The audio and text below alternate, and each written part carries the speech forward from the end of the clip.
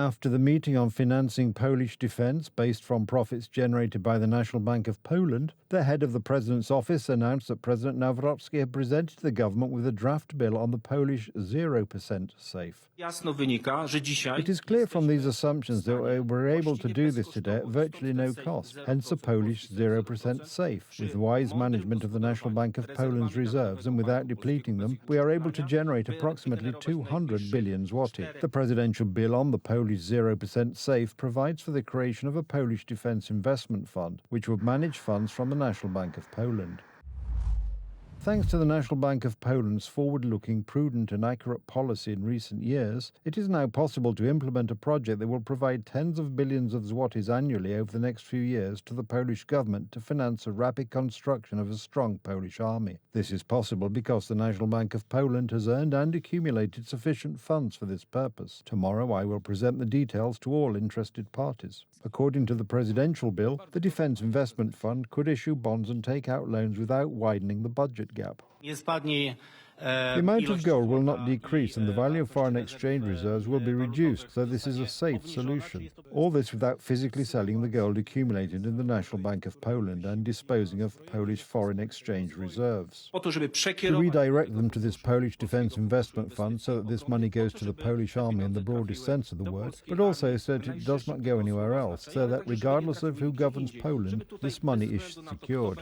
The head of the President's office also spoke about a loan for nearly half a century which Tusk's government wants to take from Brussels, which is dominated by Berlin. The costs of this loan have not been calculated by me or the President's office, but by an independent expert. I think it is a chief economist of one of the commercial banks with German capital, who calculated that by 2070, the cost of the European safe, and here's the thing, will be practically double what we will receive from the EU, which means that if we are talking about 43.7 billion euros, we will actually have to pay back twice as much. And what does Polish Prime Minister Tusk say about this? He talks all day about his plan B in case the president vetoes the government's plan for a multi-year loan from Brussels. Because Donald Tusk spent the whole day assuring everyone that he would borrow in Brussels anyway. He said so before the meeting with the Polish president and after the meeting.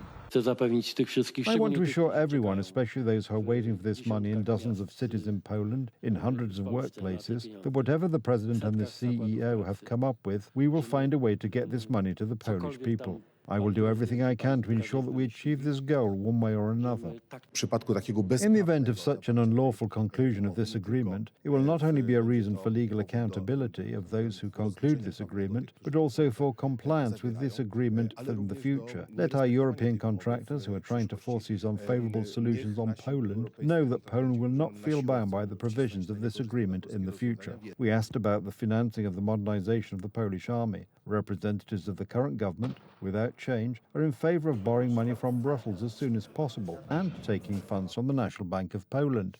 The government wants to take both, because if you can have one safe or two safes, you have to take two. Instead of arguing and debating today about whether Brussels is good or bad, let's just take this money and invest it in the Polish arms industry. Is that really so difficult to understand? This is not about defence, it's not about armaments, it's not about the security of Poles. It is about conditionality. It is about our independence from being tied to Ursula von der Leyen's chain, so that she can block our money at her whim, because it is our loan, and thus lead to a situation where there are no deliveries of military equipment, and put pressure on Poles when they make a political decision that Brussels does not like. There are still many questions surrounding the EU's safe loan, starting with the conditionality mechanism, which could allow Brussels to suspend the loan in instalments, for example, due to alleged violations of the so-called rule of law, or in short, on a whim. The European Union, Brussels, Berlin and Paris are gaining the ability to influence directly the policies of these countries, which has been a very clear goal of German policy for some time now. Germany says, Europe is us, the European economy is Germany.